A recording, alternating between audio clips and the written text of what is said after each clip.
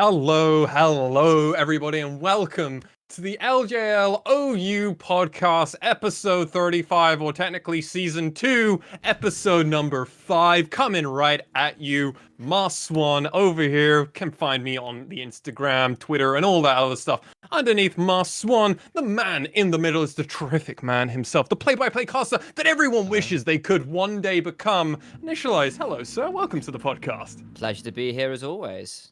And obviously, where can people find you on the internet? They can find me on Twitter, on Instagram. Don't try and find me on Facebook. That would be weird. But Twitter and Instagram will be the go-tos.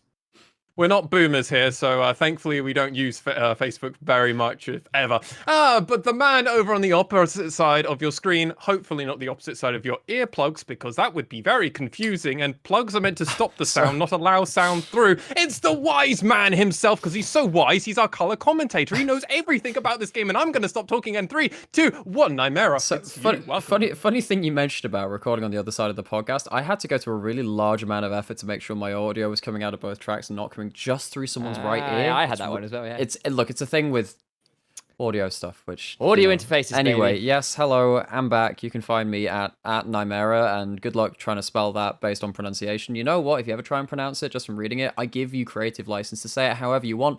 Everyone does that anyway. Welcome to the Nymaera. Okay. It's my favourite of all time with the mispronunciations of his name. Wow. I still bring it up occasionally just to really wind him up. I wasn't expecting to hear that one, but hey-ho, there we go. Gentlemen, obviously the Neither first... was I would have said. Obviously, gentlemen, before we go any further, we need to do the quick housekeeping stuff of the podcast. Nymaera, what is this podcast? Well, apparently, it's a podcast where we cover everything to do with the LJL, which is the Japanese professional League of Legends circuit. But you could have maybe been like misconstrued and thought it's actually just 3 people from London, basically hanging out and having a drink. But no, apparently it is Japanese League of Legends. So if you're here for that, congrats, you found us. Eyes got the largest I think I've ever seen them on a webcam. Initia1ise. Do we have any affiliation with Riot Games and their partners, or just anything around that? No, we don't. I nearly took my microphone out there, which was why I was a little bit stressed, but it's all fine. We don't have any affiliation with Riot, though. I'm glad my microphone doesn't have any affiliation with my coffee either, because that could have been disastrous. Yeah, definitely could have been. And to just reinforce this one last time, ladies and gentlemen out there, all of what we are going to be talking about is our own views and opinion, does not represent anything to do with Riot, as we've already stated through Initia1ise, and it is completely of our own opinions and does also not represent the LJLO. You, gentlemen, obviously, people can find us through social media, through our @handles below our faces, or if they're using an audio version of this podcast, which you can find on all major streaming platforms, you can also just find it in the show notes or on YouTube in the description down below if you're too lazy to click a link. You can also find the LJL OU links and everything else around us, and our Discord, which we are particularly active in, all down below. Gentlemen, before we go any further, obviously, we need to mention we've missed 2 weeks of podcasts. We had some technical issues and problems. We actually recorded episode 5 already. It was actually a pretty good episode. It was a good episode. Problem is, double recording and Streamlabs doesn't divide audio tracks sometimes. Nope. Yeah. It's just decided when you wanted to do it and when not to do it. Because of honestly, that, we lost an episode. It's basically me being punished for the sin of recording in MP4 because it just doesn't separate audio tracks. So I come out and listen to it, I'm like, oh no, bad things happened. Anyway, that's why we're covering things again. And yeah, I guess we've already been through the motions of this one, right? Somewhat, yeah. We're going to be going it through double time this time, maybe even triple time. We'll figure it out as we go along, gentlemen. But this is what we're going to be doing, ladies and gentlemen out there. If you're listening to this episode and you want to just hear it, this is going to be us covering week 3. If you're only interested in week 4, there will be a timestamp down below, so you'll be able to skip straight over to week 4, so you can find all of our thoughts there. We will also be answering all the questions that we did cover in the previous recording a second time around, because you asked the questions. We are here to answer them. We will also be releasing a bonus episode of the podcast this week, where we're going to be talking about Super Week, our expectations coming into that, and the topic that is on everybody's mind, and that's the import rule. And we're going to be talking about our impressions, using a bit of the clickbait around that, because, hey, Travis Gafford is well and truly pushing the clickbait. So let's try and piggyback on it, guys. Hell yeah. Those But- search engine options aren't going to, like, clickbait themselves, So we got to ride the train. Absolutely not. But gentlemen, it's about time that we get into our first section, and that is going to be our week 3 recap. First things first is to kind of just go over the standings. They're on the screen now. In 8th place, it's Burning Core. Tied for 6th place in Sengoku Gaming and the Fukuoka SoftBank Hawks Gaming. I just had the feeling you'd already done it. I trusted you that much. Close. It was. AXIZ, Crest Gaming Act, and Rascal Jester are all at 3 and 3, typically picking up that 1 win a week. We've got V3 Esports in 2nd place at 4 and 2, and DetonatioN FocusMe 6 and 0. Let's go from the bottom up. First thing to talk about, Burning Core. Looking pretty sketchy, right? Yup, they really were in week 3. They lost to Sengoku, lads. Like, what hope can we have? Yeah, for they them? did. Well, I will say Sengoku actually have kind of been on the rise, and this might have been the start of it. But either way, it still wasn't a particularly pretty look. Yuhi's still an issue. They got slammed in lane. Once and Ray Farkey didn't get off the best lead ever, and Gary Hour is not that involved. So I think for me, it became like blindingly obvious this week that Burning Core have gone back to let's hope Ray Farkey can carry. Once is vastly underperforming my expectations. His first game versus Sengoku, when he was on the Graves, he got absolutely clobbered by Crash, using a word which I've now found very, very fun to say after Canifit said it on our guest cast, actually. But I look at Once and I look at the rest of the team like, yeah, you're not getting anyone, because Gario is not winning lane against anyone. It's literally just Ray Farkey that's in the game. So then it's just like Burning Core, can you give Ray Farkey a pick which can do stuff? Apparently the answer is no. No, they can not. Any closing thoughts regarding Burning Core? Because they're really not a team we need to spend too much time on. They're not really drafting to get Ray Farkey ahead either. They're still pulling. No, that's a fair point. And actually, it feels like they're kind of drafting to get Yuhi to carry, and that hasn't been working. Like, he's been team fighting okay, don't get me wrong. Yeah, absolutely. But the laning has been really suspect. I mean, it was a tough week for laning opponents in week 3, don't get me wrong. Gango and Utapon are 2 of our better laners in the league, but even so... Also, Proud is trying. Proud is Yes. trying. I would be honest. I think the best player outside of Ray Farkey is Proud on that team at the moment. That's not Yeah, exactly a great statement, let's be honest. No, but like Ray Farkey is at least probably still fighting to being top 4 top laners in the region, and I would at least say Proud is probably at least trying. He might be in elo hell with his team at the moment, but the fact that Once can't play the hyper carry junglers like Kindred that he was playing last season, it's definitely affecting him. And I'm surprised he can't do this stuff on Udyr. Like, for fuck's sake, honestly. Yeah, I mean, part of it is the synergy with laners isn't there. He's on his own a lot. Yeah. And that's hurting. That's really hurting. And like, particularly in a jungle meta where where Once is so aggressive, the fact he doesn't have Proud with him all the time at the minute is not helpful. Anyway, I guess my last point is that I know that like he's being aggressive in jungle matchups, but it feels like he's doing that when he's already in a hole and he just digs the hole even deeper because he doubles down. He's I know Once is a double down or double win, and he's roll over. He's lost every time he's done that. Every besides, coin like, flip. he's just pretty much lost all of these things. It's kind of disheartening to see. And there are reasons for it, but either way, that's the end result. Absolutely. And then we move over onto the Fukuoka SoftBank Hawks Gaming and Sengoku Gaming. We're going to lean on the Hawks first, and then we'll talk about Sengoku, as obviously we've already briefly mentioned Sengoku Gaming in their victory over Burning Core. But the Hawks, well, they picked up a win this week. They picked up a win over Crest Gaming Act, and it seemed pretty decent. Now, they lost in decisive fashion to V3. Like, Ace went 10-1 and 5, and just like Dasher just got absolutely nullified. And the fact that Tussle was coming in and Ace just looked at them both funny, it was like not good. But they were able to redeem themselves in that second game of the day. They got a good game and honestly a good draft versus Crest Gaming Act. So there's hope, right, for this team? Bits and pieces. I thought that honestly, in the Hawks versus V3 game, I thought that Tussle was woefully miscommunicating with his team. Because they played a really heavy pile-in comp with Gragas, Pantheon, Akali, Samira, and Ral. That is all very low range, get in your face and kind of see what happens. The Hawks did manage to team fight well a couple of times, but then there was this one horrific misplay where they dove under turret on the mid lane in a play after picking up like a 3 for 2 or something. Forgot about that. So they ended up having like 3 players left against the 2, and they were only like, I don't know, Cog and Reiner or something like that. And they misjudged. They misjudge aggro, lose another 2 people, and suddenly it's like, all right, the marginal win we had is now a catastrophic loss. I think that game Dasher felt a little bit in elo hell. He was playing a Carly into this team he didn't go Riftmaker, it's not even the tank killing build, and was getting like double kills in fights and doing all right. But it's just, Zenit had a bit of an awkward game. Corporal struggled to make anything happen, and Tussle was, as we said, very off the boil. Yeah, I mean, this was an awkward, again, Hawks composition, I feel like this has been a thing for the Hawks in general, and I feel it probably fades through into the next week as well. The Hawks composition in isolation makes sense. Everyone dives in and does the same kind of thing. That's great. It's a problem into the enemy team's comp.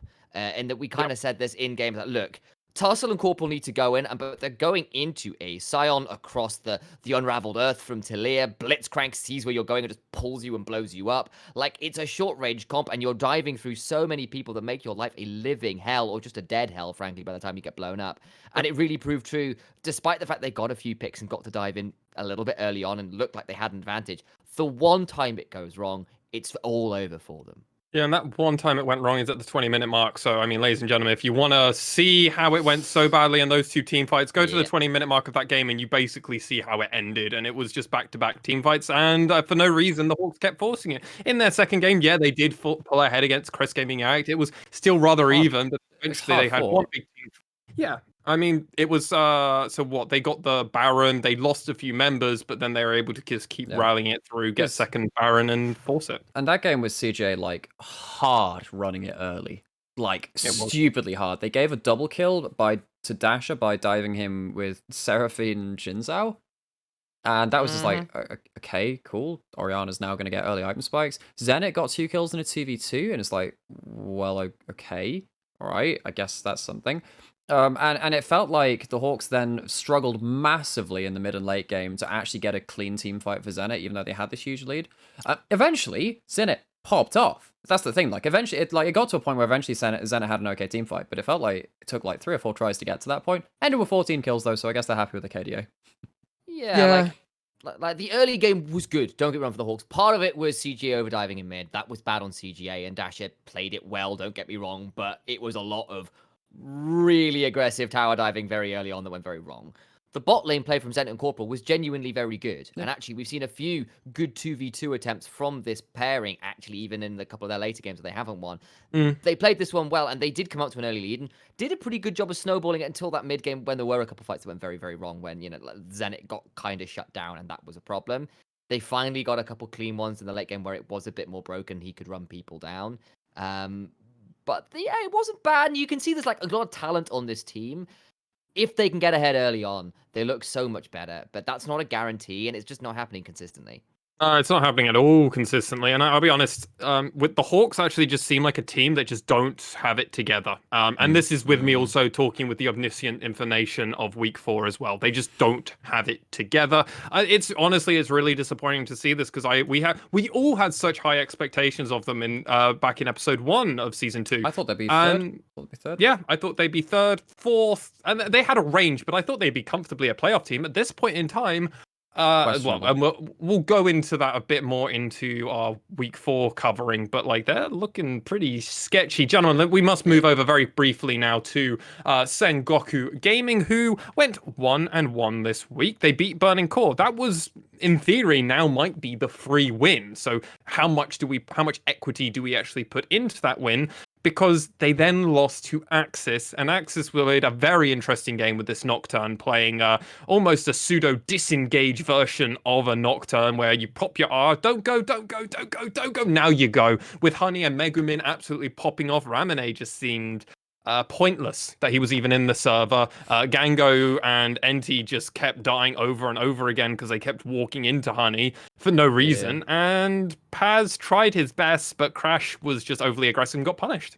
Yeah, I do think that in that AXIZ game, like, I mean, at the end of the day, Sengoku gave over Senna, which is a problem. I don't think people realized it during week 3, but I mean, since we've seen, the likes of Reckless on G2 just, doing horrible things on that champion. And Mickey. And Mickey. Yeah. Oh yeah, well he played the Scion with that in that tech, second the tech. I mean, I look at Sengoku and I'm like, all right, okay, at least, I mean, the second game with Ramune was not great. Between both games, he still probably had his best week so far, though, which is kind of sad in one way. But also, I think that Ramune, I think that Ramune, at least he had that one really nice combo and stuff like that onto Hogla around the Herald fight in that second game. But it feels like Ramune on the Syndra, which is tied for his most played now with his LeBlanc, which is his more famous pick, is slightly more meta appropriate than some other picks he'd been going towards, and at least he found some efficacy on that champion pick.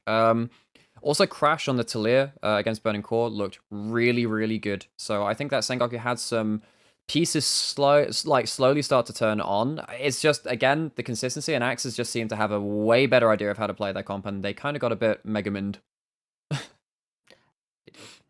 I mean, I'll give credit to Paz in that last game, though, because he nearly got a pentakill on Scion, which was glorious. It would have been behold. the second ever professional Scion pentakill. It's only been one before. First? I can't remember. It's like in a ridge. I can't remember. It might have been Turkey. I imagine it's like something in Turkey. Yeah, I believe Turkey do something stupid, or CB lol.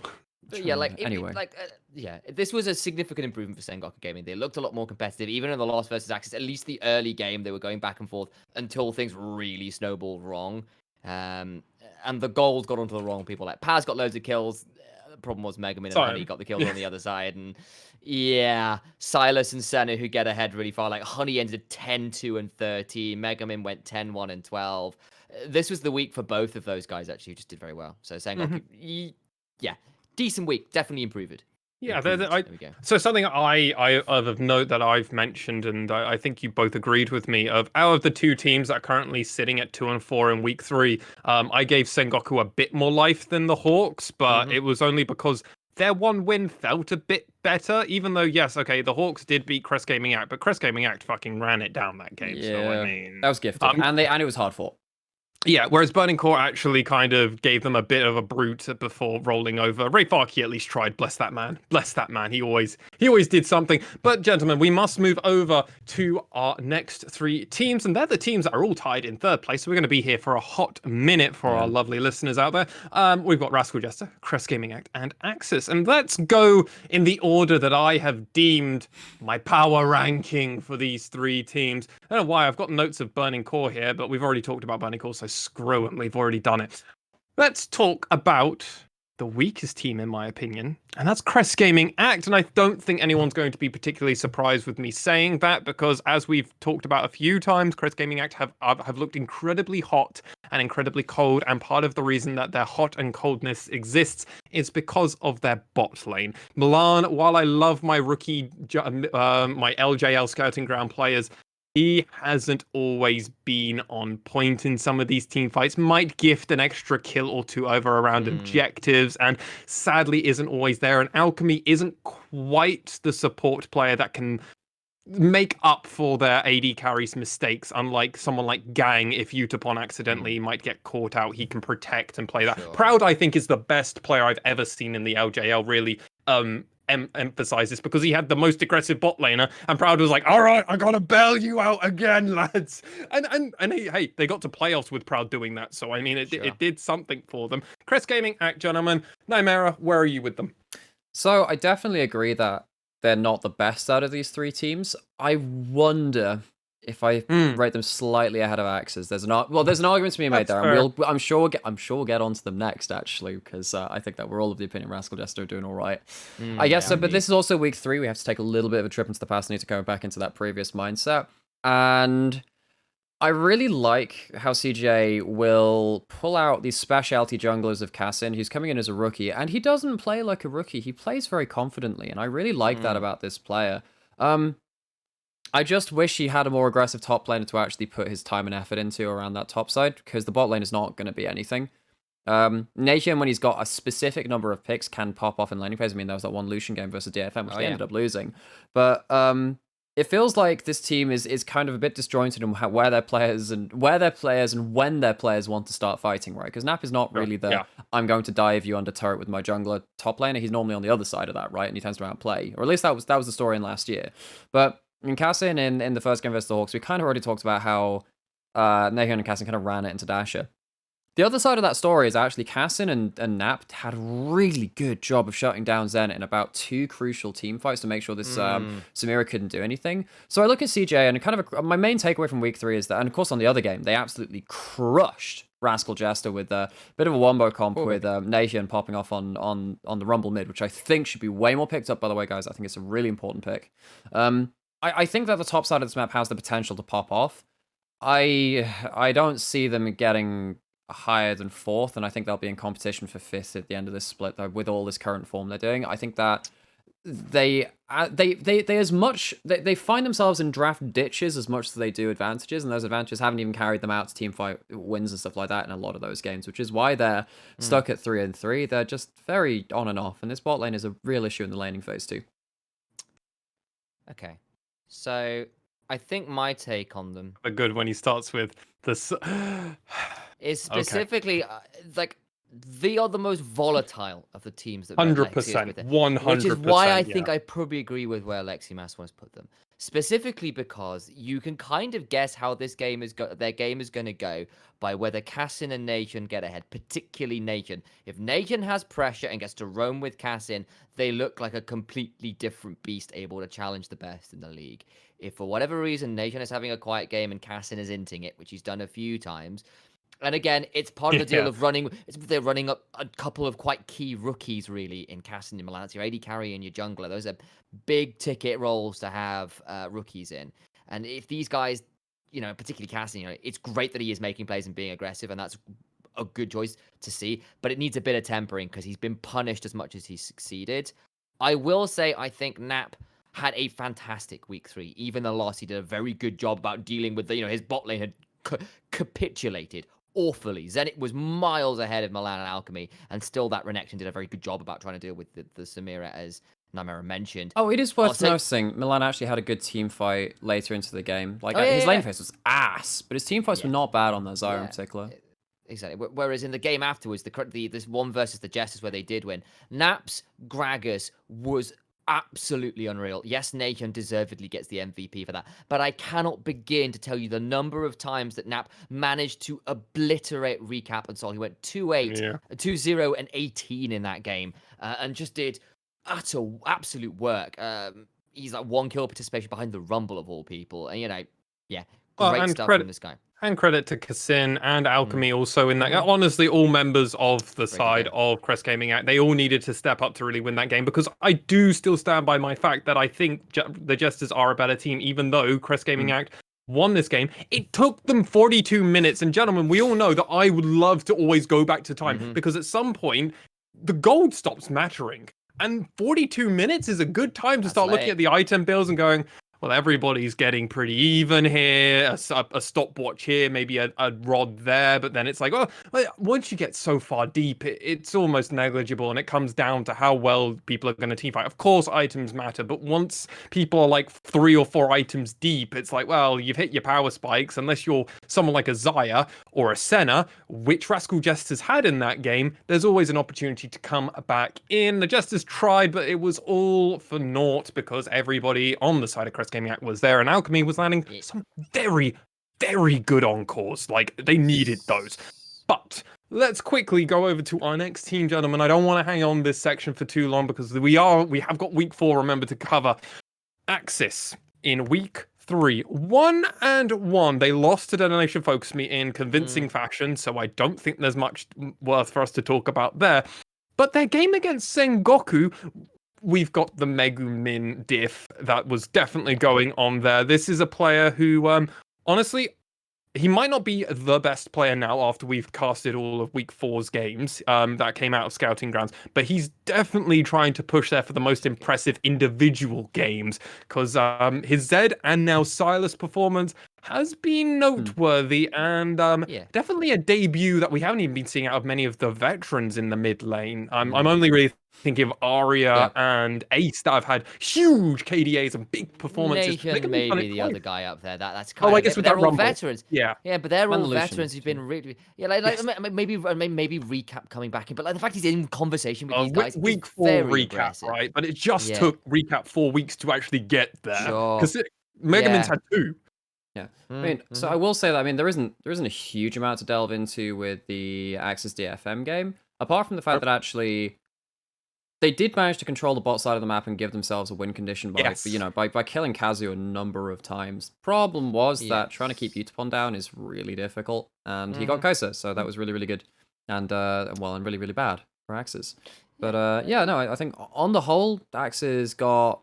Well, I don't like Hoglet on Graves. I think that's one thing I'll say. I didn't really like him on Graves last year. Yeah. I think that he needs to be on someone with a bit more early potential to actually put CC down, and Graves doesn't do that at all. His Olaf is very good. I do think his Olaf is pretty good, right? Although, we'll have some conversations about that in week 4, because it was a little bit less impactful than maybe we would have liked. But I think particularly in that DFM game, not the only big takeaway is, okay, they managed to set up a win condition versus DFM. Didn't manage to achieve it, but they managed to set one up. So, it's better than it could be, given that DFM looked very strong this week. Yeah, Honey had 2 really good games. Even in the loss, right? DFM tried to dive bot lane. It wasn't even yes, you had the Vayne, but bluntly, the point was Utapon and Kazu were looking really strong down there, and then in a skirmish, Honey managed to slip out with 2 kills and not die against a massive run of play, because the top side of the map had gone abysmally for AXIZ at this point. And yes, Utapon ends up popping off later into the game, but I have to say I've been very, very impressed with Honey through most of this sort of split. I think his week 4 has been a little weaker, but even so, I think this guy has put a real name on for himself this split.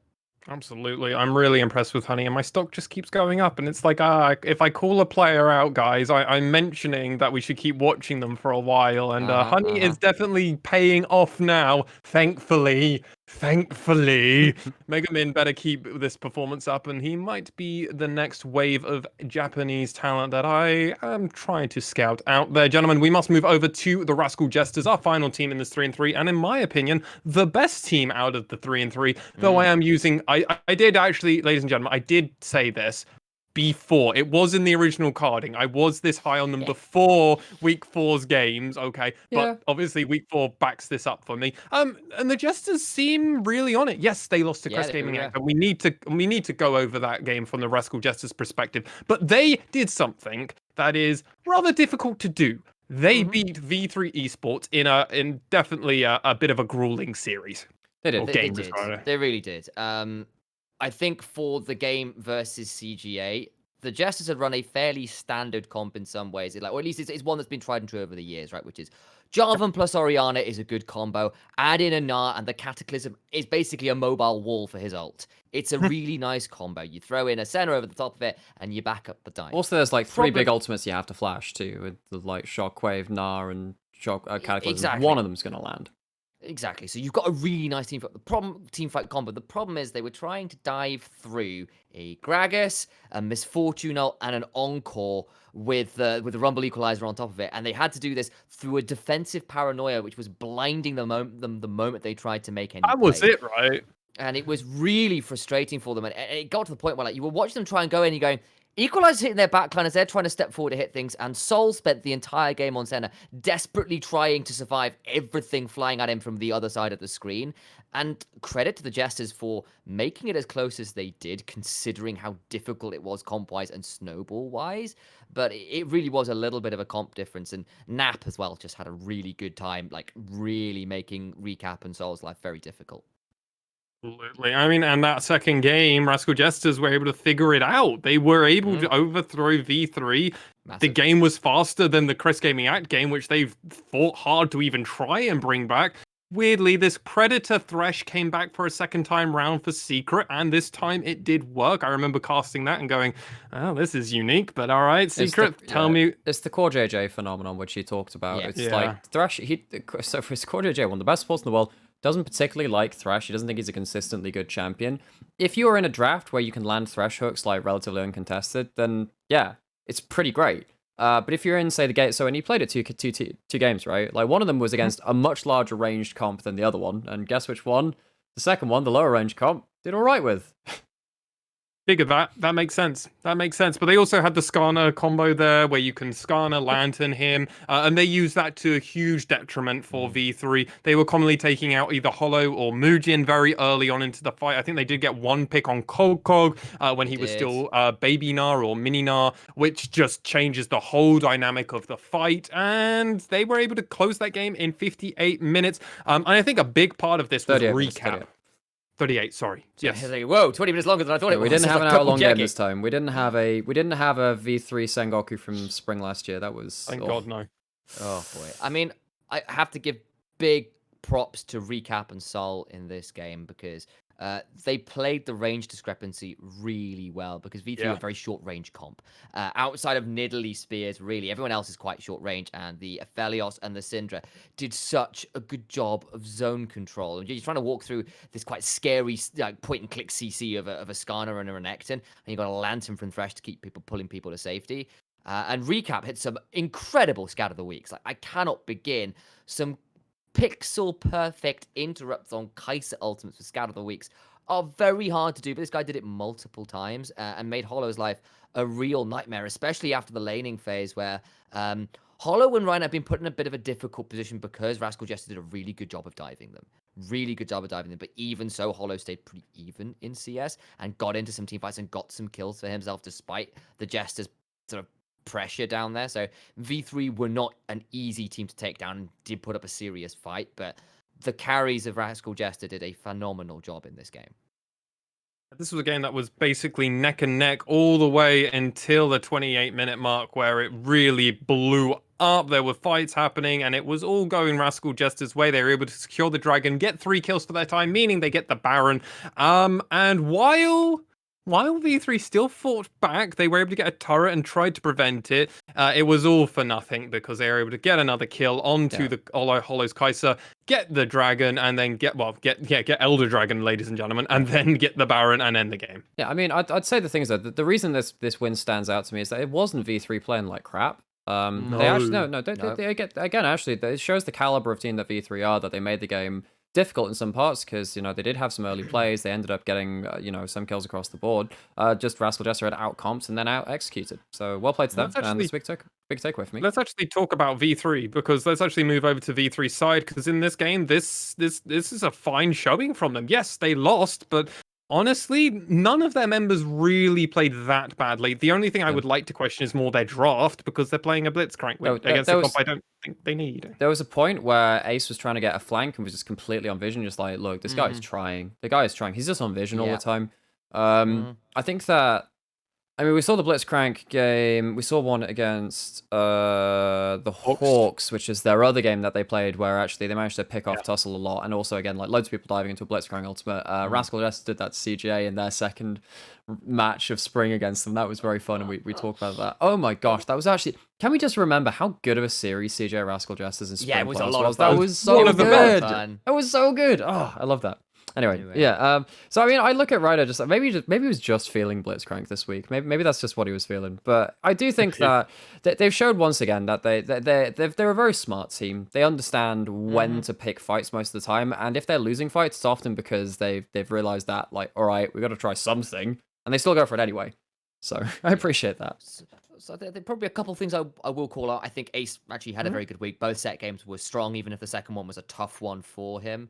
I'll say I think Cog played a little disrespectfully with his Gnar lead because he got up 50-60 CS in that lane because he basically had Muujin camping while Rascal Jester returned the favor on the other side. And I think Cog went from a very serious lead to not managing a lot with this Gnar and struggled a lot in terms of leveraging the lead, whereas I think Kanatu on that Renekton did a very good job about coming into fights and still being useful. And then on the other side, like, I'll give credit to Hollow, despite being put in the dirt early on in the dives that really made him as Ryder's life very difficult that game. He still came back and was a pretty serious damage threat, despite the hole he was put in. So, like, a couple sides, because actually Cog has largely been really good this split. I think probably for the first time, it's one of those games like, you got a lead, and you didn't make that much of it, which possibly is a draft thing. It definitely wasn't the easiest in some ways, possibly just a play thing as well. But yeah, that was an interesting game.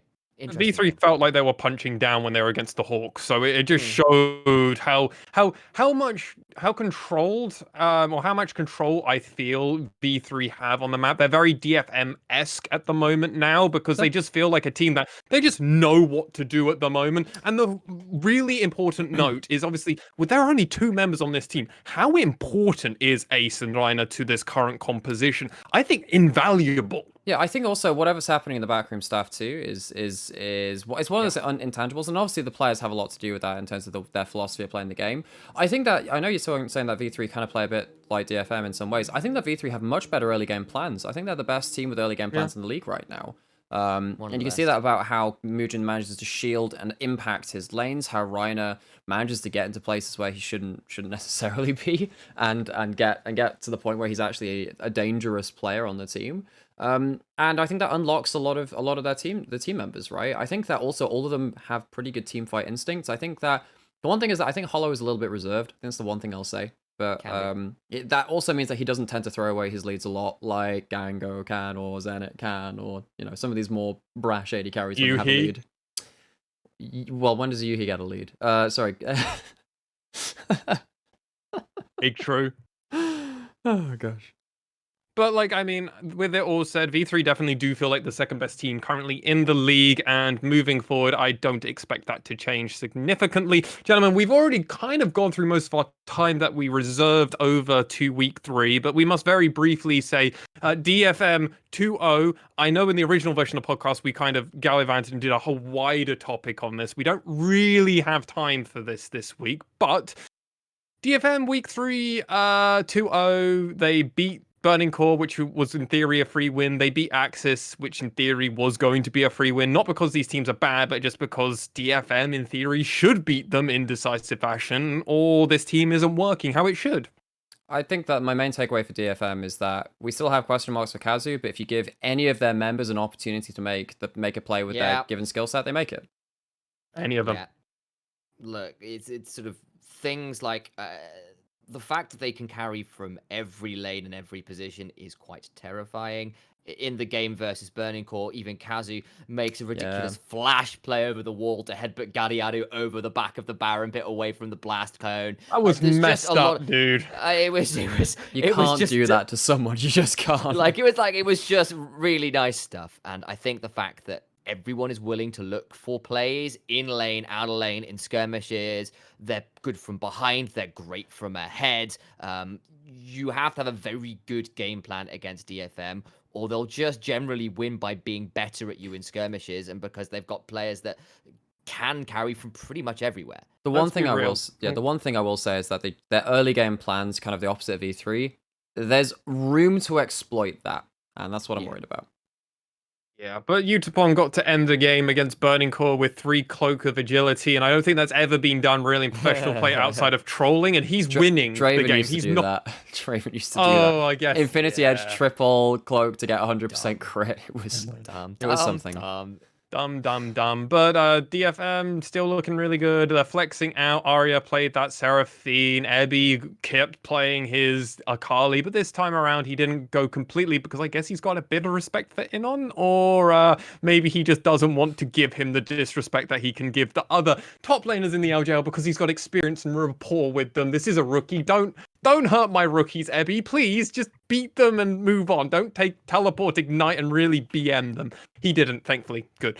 He still thrashed Inon, even though Inon had an okay game. But gentlemen, we must move over to week 4. I have got everything sorted, so let's go over our takeaways for week 4. And hello, people, if you're just jumping straight over to week 4. Hello.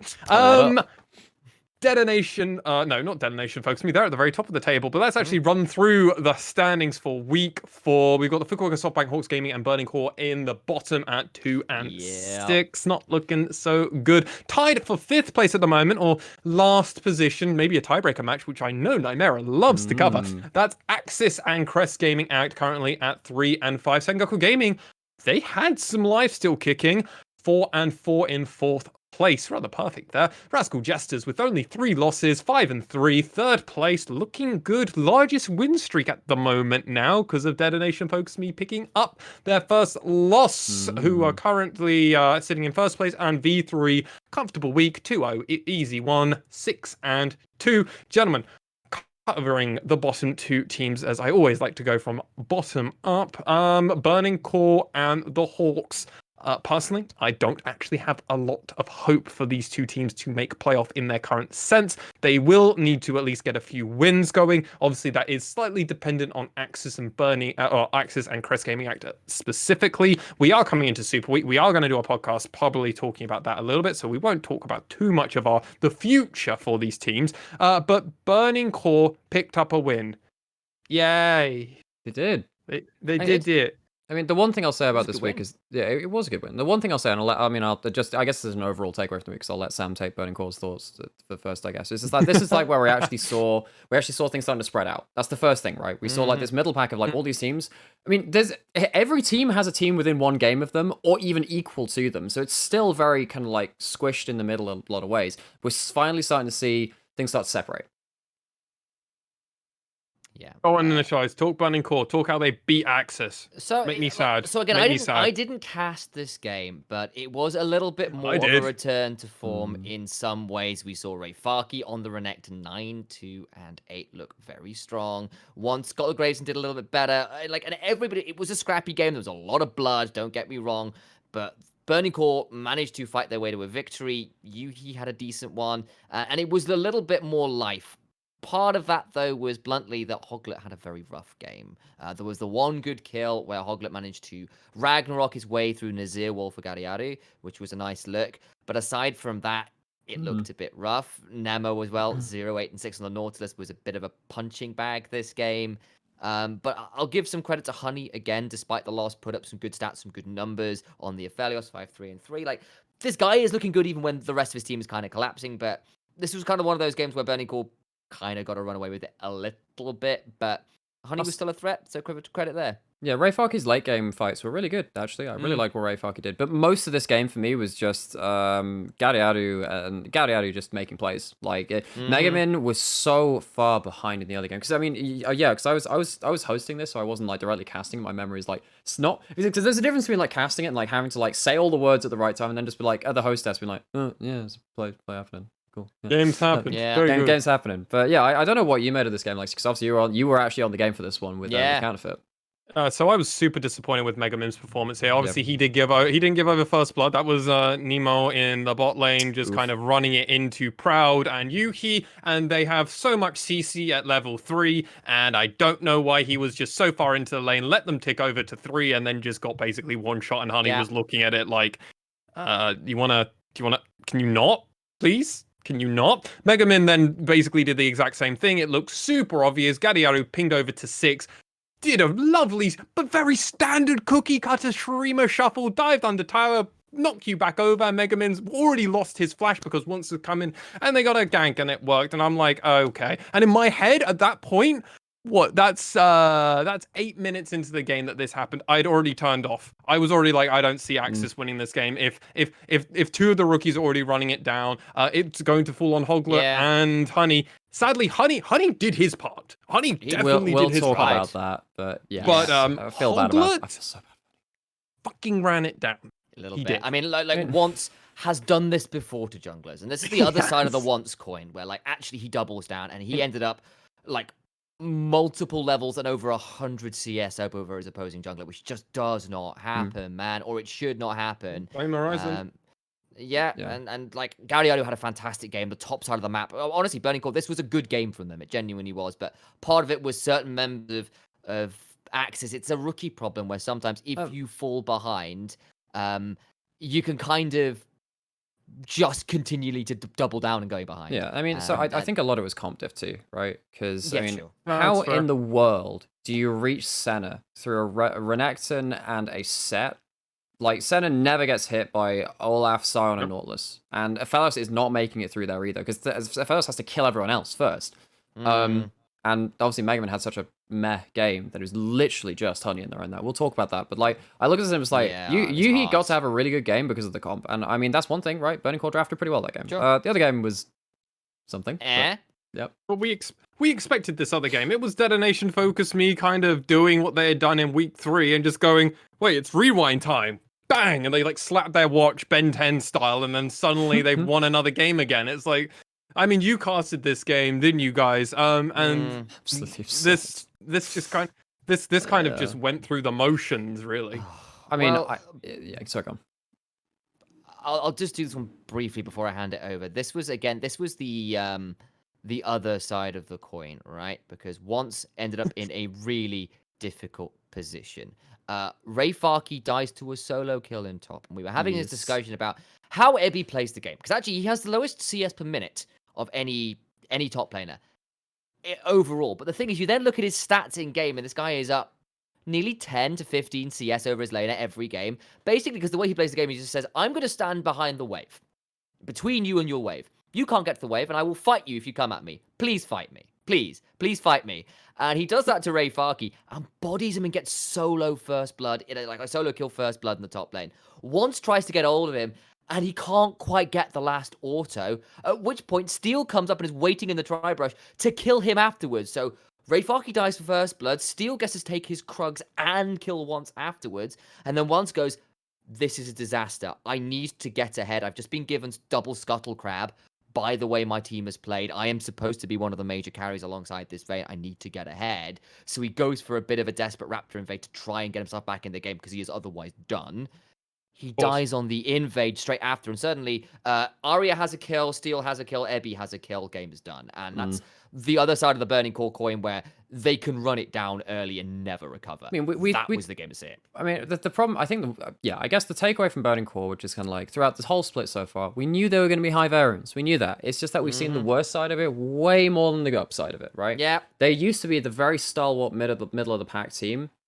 I don't think that's good enough anymore for this team. I don't think they've ended up leveling up enough from well, I mean, a decent showing in 2020. Summer, they could have actually done some miracles. They could have taken down DFM. Of course they didn't.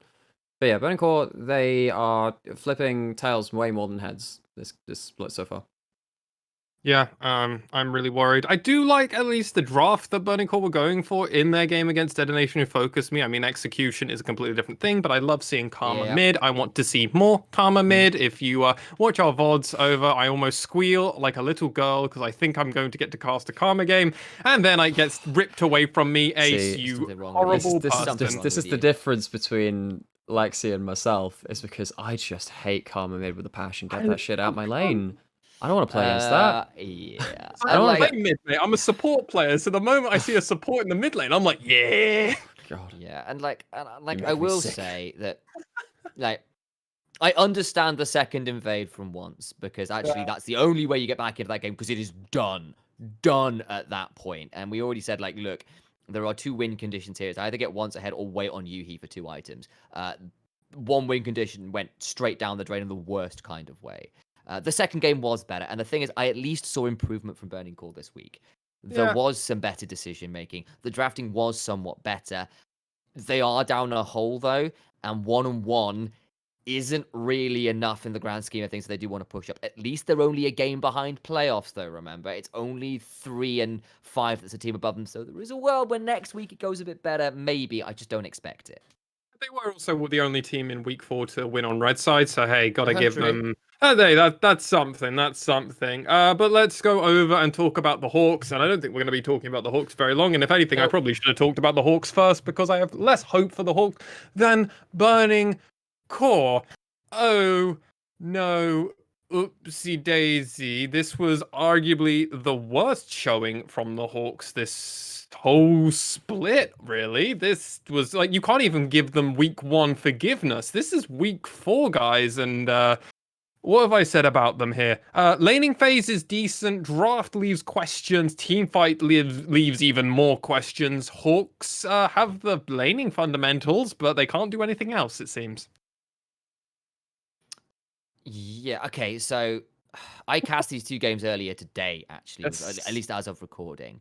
Dasher and Zenit had actually 2 pretty good games, honestly. They got good CS leads in both games. Dasher got a solo kill versus Ace in another. Zenit popped off and got like a great kill onto Sol. Part of the 315. Yeah, exactly. And there is like bottom side of the map, actually those mid and AD carry positions doing pretty well. Problem is, Appleman kind of got dumpstered in 2 games in a row. He went 0-4-4 and 0-4-0. He made Sion look so bad. I didn't know you could play Sion that bad.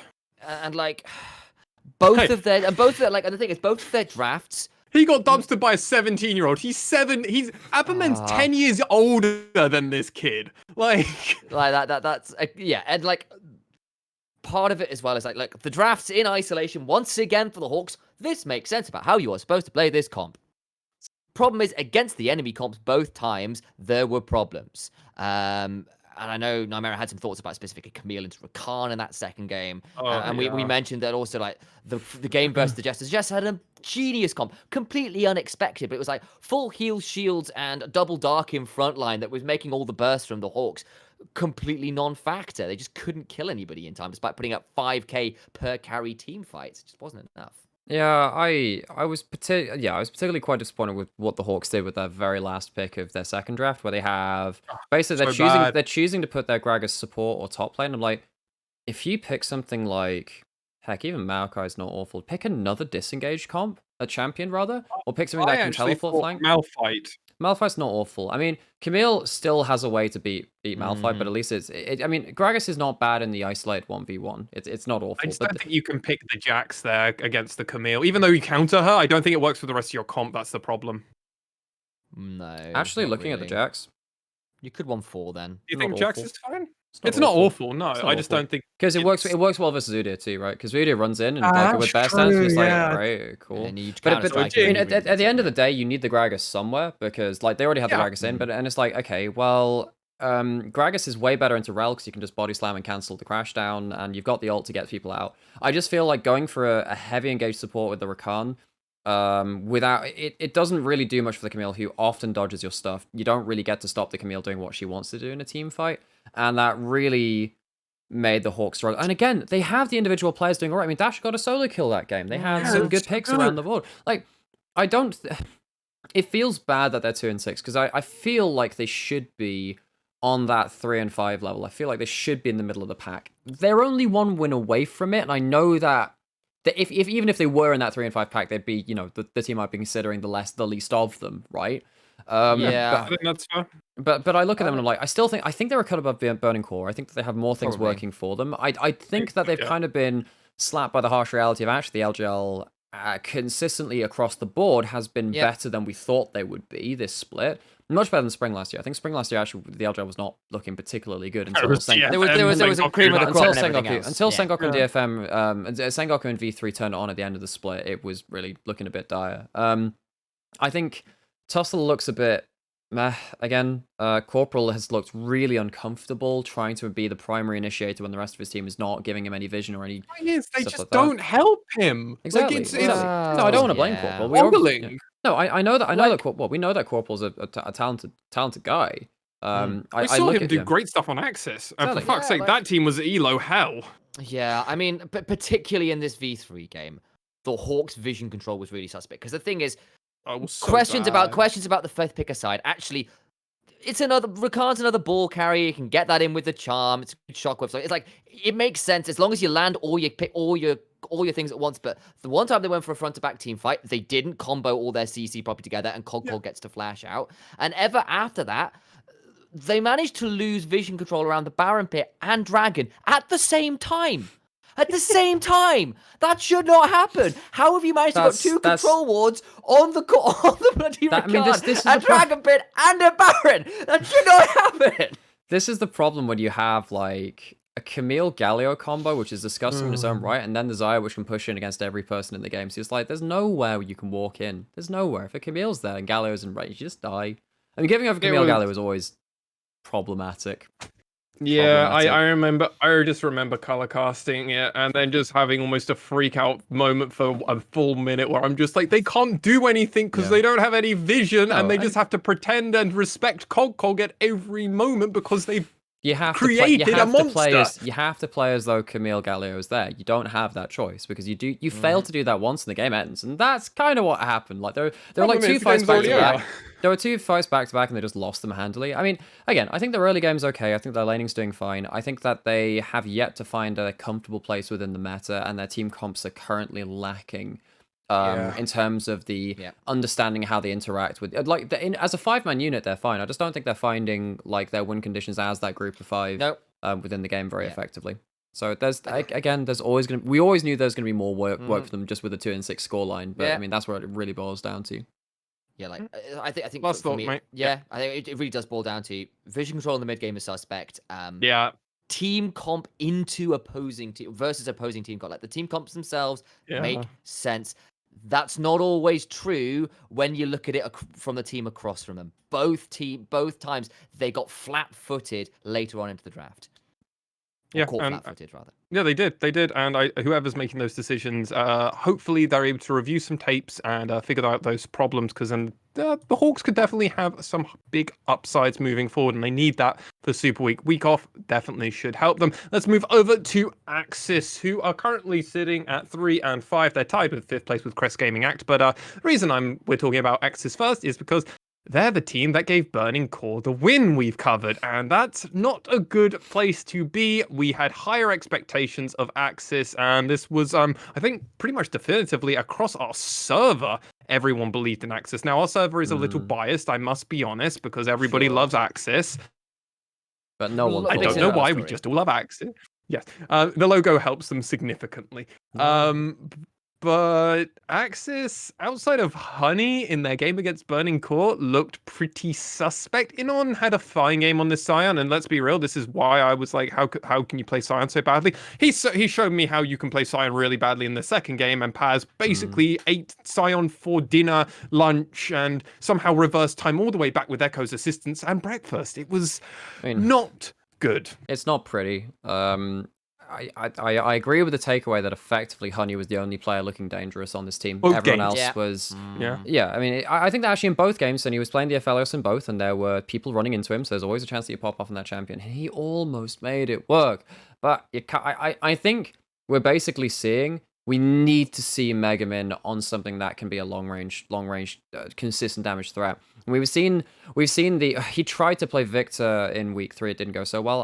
I know that he had that one meh game on the Azir. Well, no, he had that one game when obviously Honey popped off on the Tristana. But I think just having him on a champion, which technically works within the draft, means that the focus goes onto him, and at least he's mechanically proficient enough to blow a lot of abilities on himself while Honey pops off. Whereas when you've got him on Seraphine, that's not doing any damage, and you don't have he's not Arya. No, he's not and I mean, heck, even Nahun had a better Seraphine game than he did, right? But Nahun we've already praised. And I think the other thing is that I think this team needs him on an off carry. They need him on a Renekton or an Aatrox, something like that. His Renekton's really good. I really like his Renekton. The Scion's not doing it for me, mainly because someone needs to start picking up the slack and really taking the pressure off of Honey. Because if Honey dies in these team fights, there's just no way this team wins, and that's a lot of pressure to put on this guy. I think it's also 2 games in a row when there was a bit of jungle diff going on. Crash and Once had fabulous games. I think it was the one time where we said Once looked good and dangerous for first time in a while, which was probably a bit frustrating for Hoglet. He ended up 100 CS down at the second game. 6-1 and 13 was the Talia. That was a little rough. It could just be a bit of a blip on the radar. I think I probably agree with Nymaera that they kind of need Megamin to be the second damage threat, because otherwise it feels a lot like Honey against Genuinely think he needs Azir. I think Azir is the only pickup in like in terms of Silas. He's done really well, but he's the right matchup. In terms of the meta champions, which aren't like very matchup dependent, though, I think literally the Azir, I'm like, all right, it fills the role. He didn't better. even have a strong performance playing Azir in Scouting Ground, so I don't feel comfortable with saying that, because he was losing to other Scouting Ground mid laners with Azir, so I just don't think the mechanics there. Obviously, he's now being trained and he's in a coaching staff and everything else, so he can maybe do that. But I mean, I look at his Seraphine and I look at his Orianna in that game too, and I'm like, well, it's a damn sight better than them, because at least the champion is supposed to work in this way, and it draws an extra target on his back. He was against Azir in both these matchups, so he couldn't have played them, so he had to be forced onto a Victor or something. Yeah, unless you drafted more proactively. That's what I'm asking. Well, I think we've also not mentioned the other player here. Sorry, Initia1ise, I know you want to say something. Let me get this point in, and then recap it, and then we need to go on to the next team. So Nemo, incredibly quiet. A lot of deaths, and you can argue, yes, he's partly dying for Honey, but he's also making Honey's life 10 times more difficult. And how much slack do we want to give the support of AXIZ? Okay, so I'm sure Nymaera has his own thoughts on this. But I think this is the week where we saw the other side of the rookie coin, where there is a thing with rookies. Go check out Misfits over in the LEC or the likes like this. Oh, it's so painful to when watch people them. start falling behind, they fall behind really hard, and the deaths start rattling in. That is particularly true of top laners. It's particularly true of supports, where you just, because you're behind and because that leads to experience deficits. You can kind of be like, I'm down summoners, down items, down gold, and you just die even easier the next time. And there isn't the wealth of experience there to know what is now the overstep, because you get punished so much harder for overstepping in competitive play than in a lot of other places, and that margin becomes so much thinner if you're behind, and it showed up this week. I mean, like we were saying in the first game on the side of Burning Core, it's like, yeah, I mean, no one's ever going to reach this center. Well, yeah, that's the problem with the Nautilus in this comp. Who are you going to hook? The set? Cool, right? That's a cheap. But even with a flash depth charge, you're out of range. You have to hook then flash depth charge, and even then, Senna's probably out of range. Like they just disengage. And so I look at that draft, I'm like, okay, that was never going to be a good KDA Nautilus game. Yeah, at the very best, you're dying so Honey can pop off. And he actually did a little bit, especially in one of those team fights. But like, I think this was mainly a draft diff week for AXIZ looking at it, and I hope to see more of them in the future. But I mean, there are a couple of systematic errors where just like, okay, these players are doing XYZ things, maybe not so great. But I think Inno and Nemo. And, well, I think Inno and Megamin and Nemo, there were 3 rookies. I look at them like, maybe they need to go back to the champion roles, in terms of, like, being slightly more carry-oriented, slightly more, whatever, which they found more successful in the earlier weeks, rather than what they did this week. Absolutely. Now we must go over to Crest Gaming Act, who had a rematch this week, rematch of week 3. This time they played against Rascal Jester. And then they also played V3. These were maybe the 2 most convincing losses outside of maybe one of the AXIZ games, but even then AXIZ, the AXIZ Sengoku game. But outside of that, these games were not pretty to watch from the Crest Gaming Act perspective. Nymaera, you were hyped to cast these games, and then they turned out to be kind of stomp fests. A bit meh. Yeah, bit meh. Yeah. I look at them and I just say, okay, Milan's Kaiser is not something I'm particularly fussed by. I don't think he really managed to achieve much. And I look at how Alchemy performed in those 2 games. I mean, there was one good 2v2 kill against Rascal Jester where Secret gets caught in the tower and Alchemy really effectively punishes them. But I mean, I think Nation was solid, but nothing special. And you need something special when you're picking stuff like the Rumble mid and you are part of the big wombo. And the big difference for me in this week compared to last week is that even though Nap was really good last week and was on similar champions again this week, his Renekton is good. He's got a really good Renekton, and his Gragas is a champion, which is important. I just don't think he had the team fighting prowess that this team needed him to have. So CJ, just like, it wasn't the worst week ever. It wasn't. It's just disheartening to see them go 0-2, particularly when this is the week where you could push towards 3rd or 2nd or whatever, right? Yeah. I mean, again, this kind of starts putting a bit more credence to my suspicion that if CGA don't have Nation look really good, the team doesn't look really good. Same problem with Ari last year. Yeah, and I think as well, Cassin looks a lot worse if he doesn't have Nation backing him up. He went 3-6-1 and 0-4-2. Had a rough time, particularly versus the Jesters, where like he walled towards the bottom at 26 minutes by the bottom tier 2, their bottom tier 2, in a 2v1 versus the opposing top lane. It doesn't kill him, and the Baron is started on the other side of the map. He then runs to the other side of the map while being harassed by Gnar and dies in a 1v1 across the wall blind as Gnar jumps him and Mega Gnar. And it's like, that's not a good look. That's really not a good look. I think there is some learning to be done here. I think the 1 versus V3 where they got themselves towards a Mountain Soul point, but at the cost, very heavy trade costs every time. They lost multiple towers.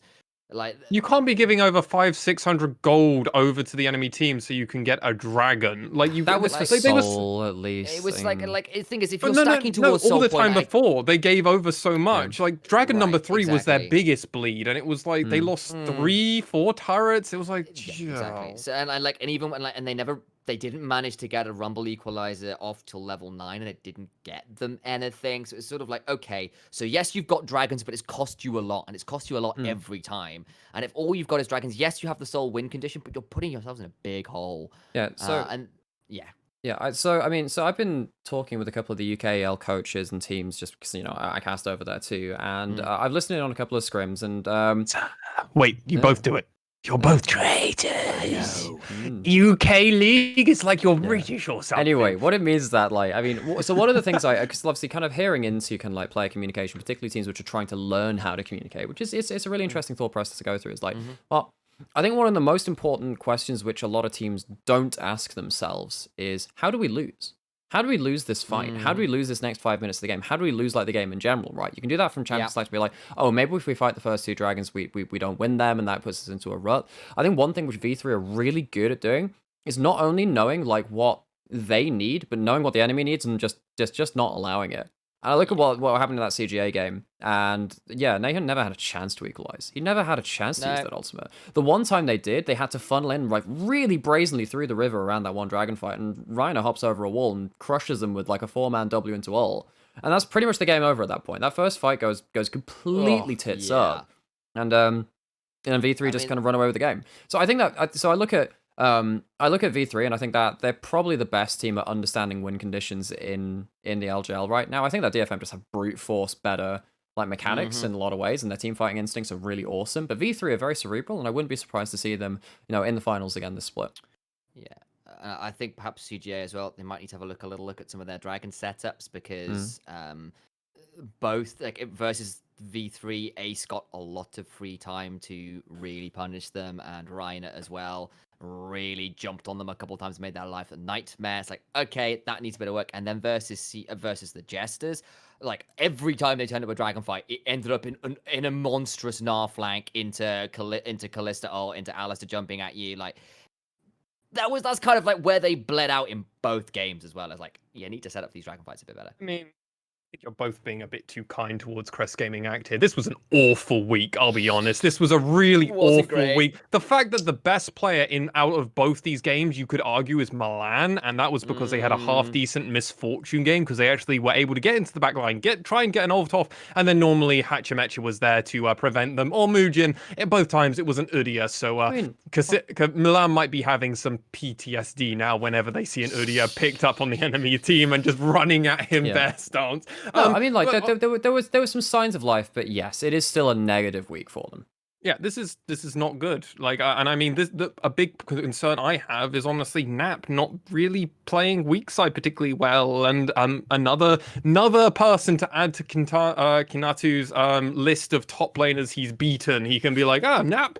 That's a pretty big name. I did Appermen last week. Hey, I'm collecting some good names here. But gentlemen, we must move over. And actually, let's talk a bit more positively. And that was part of the reason I actually wanted to bring it down a little bit, so I can bring it back up.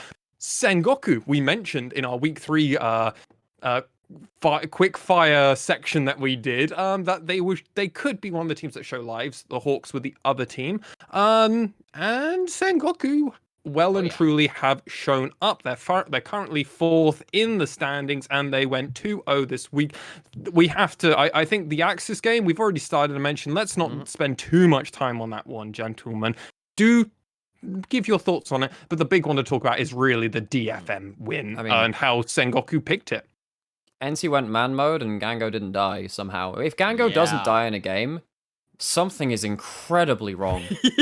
He was like sidestepping like Flash Oriana Qs by like absolute pixels when he was trying to get a recall off, and it's just like, I don't know, it's just adding insult to injury. I think that they look very comfortable with their composition. Paz got onto his Aatrox again, which it's just, this game was in particular looked very comfortable for Sengoku, and that's dangerous, because I think that, right from the off when we saw this roster of players, like, yeah, they're going to play aggressive. That's what they do. And they finally found comps and roles within the games for each of their players, which they actually can achieve that. And that's very dangerous now, because it feels like the first time they've done that well for the whole split. And now, of course, they came out with the 2-0 week. Maybe they'll start pushing further up.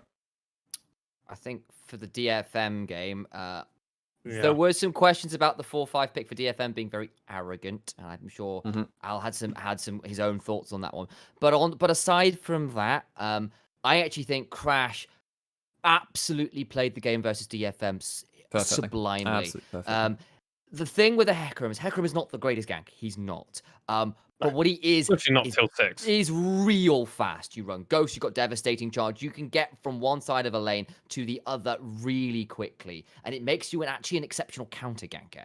And Steel sets up with Arya to jump Ramune. Ramune is taken very, very low, but he doesn't die. You know who's coming barreling the other way? It is Crash, who turns it around for first blood onto Arya, I believe. It might have been Steel, I forget. Anyway, he gets first blood in the mid lane. All right. And it's like, okay, that's not great. Well done, Crash. Gets a good counter gank. And then maybe a minute or two later, Steel ganks in the bot side. Crash comes steaming down the river with the speed shrine and Devastating Charge again to turn around and play in the bottom line. And that's 2 counter ganks in quick succession that really stifled DFM's attempted plays that seemed pretty good, especially the bot side. They get the kill pretty early. It's just the turnaround was really good from Sengoku, and particular praise to Crash, who's had a couple games now where he's been really smart with his positioning to shield his lanes. Hold off, prevent Nymaera from you going down the pick and ban avenue, because I want to save that for DFM's side when we go over and talk about them. But I'll just say Sengoku got away with murder. But they got absolutely away with murder. But then let's be real, this Kalista, and I think that's something I'd actually like us to index a little bit on, is Gango's Kalista. He got to pick up this champion, and he looked really strong. Hail of Blades, he needed to be aggro. He needed to get kills. And NT delivered them on a silver platter to him, and this is DFM doing it. So last year, we said, how do you beat DFM when they were in their unbeaten streak? And we thought, well, maybe you can attack through bot lane. Maybe you can do that. And when we saw... CJ beat them in summer, and when we saw, Sengoku taking it through them, actually, it was trying to take apart Yutapon, and that was with Yutapon with Gang. Now with Yutapon and Kazu, which is a far weaker lane, and you have, the Kalista, which is Gango's tied for most played champion of all time, very comfortable and very, very aggressive on that champion. That's a champion and a draft you can play around and just say, we're just going to go bot. We're just going to go bot, and it felt like Yutapon and Kazu were not... They didn't end up responding to that pressure particularly well at all. Yeah, we'll talk about it from DFM's perspective. But on the other side of things, Gango and NT allowing themselves to be so aggressive and then unlock themselves across the map, and then have a draft where they can brawl around this, the Kalista and the Hecarim, stifling the engage and getting right into the thick of things, worked out an absolute treat for them. And they out team fought DFM. That's absolutely something to put on their put on their resume. And a small last little bit I'd like to ask, and I'll hand it over to Initialize as well, is Ramune actually feels like he finally has a spot in this team. For 3 weeks, I've been like, he just doesn't feel like he actually knows how to be a part of this team. He feels like he's just playing solo queue. Just like one Syndra game, which is all right. I was getting flashback of the Hawks, honestly, from spring, and I was like, oh god, are we having this again from Ramune? And then no, this Victor game specifically against DFM, I don't think it's worth us going, yeah, he had an amazing game on his ear. He had an amazing game on his ear against AXIZ, okay, whatever. The game against DFM, we need to talk about the pick and ban phase when we get to DFM, but like this Victor was really solid and did exactly what the team needed. Yeah. Initialize, last little bit before we move on to our third and final team. Yeah, I think Sengoku look a lot more comfortable about what their roles are in the game. I think generally speaking, they are kind of making Ramune play safe and having Crash play shielding for top and bot, while Gango and NT actually play for a lot of pressure in lane. They've been very aggressive in lane, and largely that's been a boon. It nearly got them punished early on versus DFM, where Yutapon did get a kill onto Gango. It then got turned around by Crash turning up. And that feels like a bit of the story of the early game, where Crash has been really, really good about turning up to places. And as long as Ramune isn't dying on these control mages he's going for at the minute, he's turning up to team fight and doing exactly what he needs. It's just him. He's not overstepping anymore, which was a real problem for him before.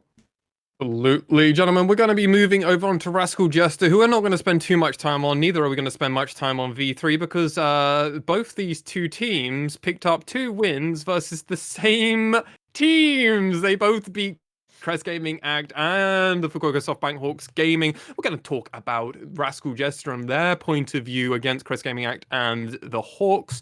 Kinatu, in this game against Crest Gaming Act, had some of the best NAR play we've seen in the LJL, and that's with Ebby in the league. I mean, Ebby's not been playing as much of it. He tends to prefer counter Ebby, counter NAR. See, that's the problem. He's played so much NAR right now, name it now. But Kanatu had a deathless week and went, what, 22 0 and 30 and 21.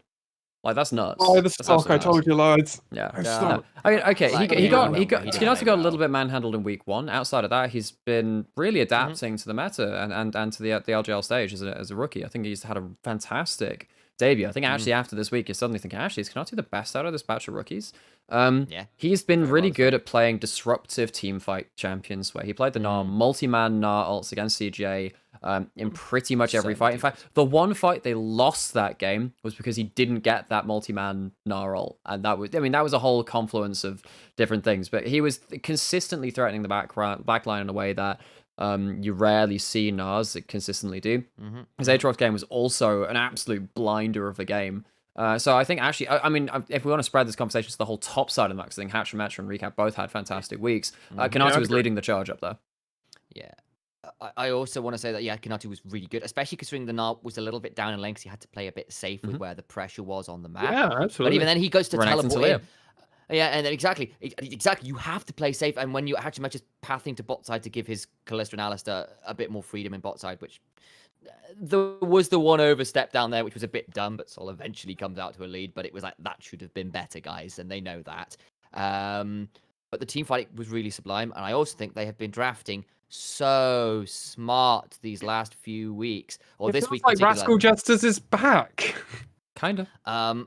Particularly the game versus the Hawks, where effectively they just Hachimecha gets a last really pick outdrafted. Kane. And effectively, you have got a fasting center with a Maokai support. So Maokai isn't really a support Maokai. He's got a lot more levels, a lot more gold. And Maokai is relatively gold efficient. So you get him to a couple items, you get him a little bit ahead of the curve, then you can stop, and he is very dangerous. You pair that up with a double dark in Aatrox and Rast form Kane, who gets to Rast at 11 minutes. So good play there that helps with that, don't get me wrong. And you got a Senna and a Seraphine offering shields, heals, and heals all day long. And I don't care how much burst you have. You do not kill that if they ever get ahead. They just had so much sustain, so much damage, so much CC. It was really obscene. And this is just clever drafting. No one else is picking that comp right now, where you're going double Darkin plus Maokai support. Like, that's really cool. No, I mean, apart from is they did index them very heavily into the AD spread. They didn't have a lot of AP damage, especially when you do have a Seraphine. But it didn't matter. They got the lead going, and that was something they had to do. This was very much sink or swim for Rascal Jester in this draft. And they played like they knew it was going to be sink or swim. Hachimecha was like, I'm just gonna hunt for kills. Soul and Secret, like, we're just gonna farm and not do anything. And then when you want us there, they had 3 TPs on this team, remember? They had 3 engaged teleportations. They can either go on court immediately and Maokai ult or dash in there, and they also have the Kinatu on this Aatrox. They have so much urgency built into their team comp. They can go, if someone makes a call, 3 of them can be there with another person, probably, if not they're both of them there. And the Hawks just felt a bit all over the place. Dasher had a fine showing, Tussle had an okay showing, and like going okay. These are 2 veterans of the LJL. This isn't good enough. I mean, I will say that the one thing about Rascal Jester is that the bot lane probably had a little bit of a less standout week. I think their top side was very good. Once. Yeah. But I think that particularly Secret's Alistair game had a couple of awkward moments, and Sol did get solo killed by Zenit too, and we're like, oh, hang on, that's a bit awkward. Flashed when he died too, which was adding salt in the wound. I mean, but I think Rascal Jester with this week have really solidified them above middle of the pack, and that's really important, right? Because now it's like when you face this team from now on, you have to take them super seriously. They're looking like, if Kanatu is, again, much like we were saying with Inno on the side of AXIZ, if you put him on one of these like half carries on one of the brawlers and stuff, he's looking very, very proficient on them, and I think that's very dangerous. And I think is I don't even necessarily want to like slam the Hawks for their game, because actually Dasher and Tussle started that game off really well. Zenit gets a solo kill. Corporal was forcing flashes early on in the game. Like, that's all good stuff, but like the problem was you traded top side pressure for bot side pressure, and the comp difference was just so big in that one. It was so hard for as soon as Hatchmatcher got into the game, it was just very hard to win. Like, he got in at minute 10. Like, it was all over then, really. Oh, absolutely. And then you saw multiple team fights where Dasher and Zenit were putting 5k damage out apiece. It just wasn't enough. And like, so that's kind of what impressed me. It's like, there's been good play, don't get me wrong, but really smart drafting to back it up. And it's wrong-footed a couple teams now that's quite impressed me. Now we must move over to V3 Esports, who also beat Crest Gaming Act and the Hawks, and this was if we argued that the Jesters left a tiny bit of room in their games against Crest Gaming Act and the Hawks, there was no room for these two teams to breathe against V3. They were on it like there was nothing else to do. The only deaths that V3 had against the Hawks was one death on Ace when they got the 1v1 from Dasher. We've already mentioned that, but that is basically the only highlight moment for the Hawks. Reiner did also die, but then Reiner went in and four-man stunned this team. Yes, it was that game that Reiner was able to do that, and it was absolute manhandle city from V3 against the Hawks. And then when you take it over and look at Crest Gaming Act, okay, yeah, they got 6 kills. Where are the kills? 4 of them on Reiner. He is doing his job. Yes, they got a pick on Ace, but Ace also went 6, 1, and 9. Hello did also die, but he's 10, 1, and 7. It's like, cool, guys, you're getting a kill, but what does that mean? Absolutely nothing. Cog is popping off and becoming into a realm of his own, it feels like, almost in this top lane. Muujin, I mean, maybe he is the best jungler in the region, might be the best player in the region. You might be onto something, but Ace isn't at Slack, Reiner's not at Slack, Hollow's not at Slack. None of this team's at Slack. No, I think that the whole team understands what they need to be doing in various team fights, and that's it. That's an X factor, which is very hard to deny. I think that particularly Reiner and Ace had standout weeks this week. They're just absolutely absurd. Yeah, I will say to an extent these were expected results. Absolutely. Hawks have been struggling a bit, and CJ are pretty hot and cold, and you know where they're supposed to be hot and cold, so you can plan accordingly. And they did, and they played very, very well considering that, and they had great plans early on, as Nymaera has mentioned before. Really good early game plans, played it very well. Problem is, it's a little difficult to tell what this will be like against top teams. It's a bit difficult to read. Like, they played very well here against these mid to lower table teams. Expected, very clean. That's exactly what you want to see. My question then becomes, will this translate against the DFMs of the world? And they've dropped a game to DFM, and they've dropped a game to Jesters. Relatively, competitive games, but losses nonetheless. And if they want to be best in the region, need to see the rematches there, I think. They're not out of sight. They're not out of sight. Yeah. And this is the thing, like, although they're expected wins, and they are, you are right in saying that, we still, Absolutely. I mean, we had this trifecta of, like, CGA, V3, Rascal Jester, where CGA had beaten Rascal Jester had beaten V3, and V3 had kind of had beaten CGA, right? So we had those things like, actually, how far apart is this kind of, because I mean, before these results came in, this was very much the middle of the pack. I mean, at the end of this week, heck, V3 is only 1 win ahead of Rascal Jester. Only, they're a handful ahead of CGA, but this is not by means like a very sealed table. This can still completely shift up by the last couple of weeks. I do think that V3 are very hard to beat, though. I mean, I give them even odds, or heck, I mean, at this one, I maybe even give them even odds versus DFM. But I look at the rest of the table, and I'm like, yeah, I mean, they're a very hard team to take down, but they've still been given a run out by a couple of them. Very much looking forward to Super Week Sunday, so we can watch V3 versus Rascal Jester. That is maybe my match of the week, personally. I don't. It's like DFM are against Sengoku and CJ. If they don't 2-0, it's just an upset, and it's like, oh, it's game of the week because it's an upset. Like it doesn't get me hype. Rascal Jester versus V3 is like hype. That's second and third place, and we get to see games against them. And Rascal Jester play their rematch versus DetonatioN FocusMe on Saturday. Like there is going to be so much for us to talk about on our recap, and this is why we're also doing a separate episode to get you hyped, ladies and gentlemen, to talk about Super Week. But we've got other content as well in that podcast episode, gentlemen. We must move over to our final team to talk about, and we'll spend a tiny bit longer on this team, maybe, depending on how we are for time. We haven't got a lot of time, so actually we're going to have to go run through this relatively quickly. Destination Focus Me. Obviously, they lost against Sengoku. They smashed Burning Core, and I don't think there's any sense in saying anything else. This was an absolute ruffle stomp. No one, brutal. Even Yuki getting 2 kills. Yeah, you got 2 kills, but yeah, basically always traded your body for it. So good job, buddy. Nice. Arya just popped off in that game, and this almost looked like they were mad that they lost a game. They were angry. Wait, this is who's the team that you always compare them to, Nymaera? That they always do this as well.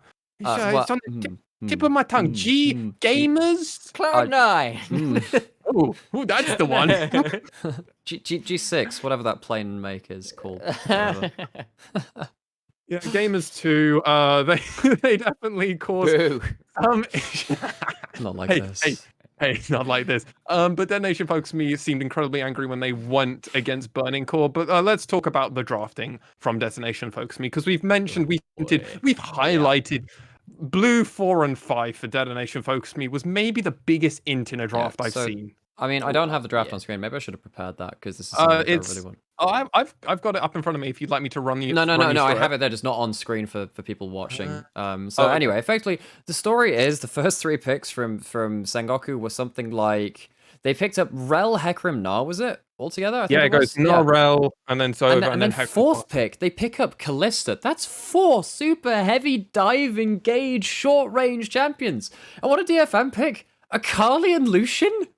What are you doing? Yeah. They already have themselves the Alistair, Kai'Sa, and the Udyr, which are kind of tier list, but you can still flip around your comp a little bit. I think as soon as you lock in that Callista, I'm like, does Arya play a Nivea? Because this is like the game where like you just put the ult down and Gaga can't fight.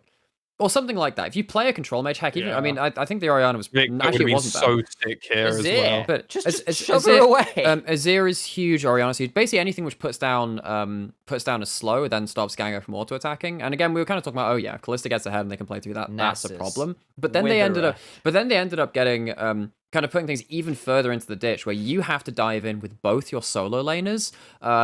Into like the Hecarim, who's great at being in that short range scrappy team fight, into the Gnar, and of course Rel is very proficient at that too. 4 of their champions loved what DFM locked in those last 2. So I looked at the word Twisted Fate was banned in first round. Okay. Because as it so often is versus Arya. But like, I mean, I just look at this DFM 4-5 and I'm like, that's just arrogance. I don't know whether it's limit testing or saying, can we just play this comp? But to me, I can't see that as... I mean, and heck, and then obviously Arya died for First Blood after like an overstayed gank onto Ramune and then Crash runs in and kills them. Great but I mean, like, but the thing for me is like, Sengoku played this game well. DFM team fought relatively okay. It's just at the end of the day... At the end of the day, you can't do anything with this draft. This draft is just putting yourself in absolute hellhole when it comes to dragon fights. You just can't outcompete that.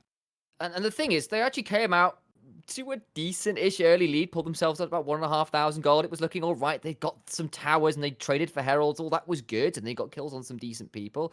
And then they get absolutely blasted by the third Drake because, of course, Callista has already stacked 2 Drakes. So they're forced to fight. And they've been dumpster bot side with like 2 dives or so. Yeah, and then basically Hecarim and Gnar eviscerate them as Callista gets to hop around for free.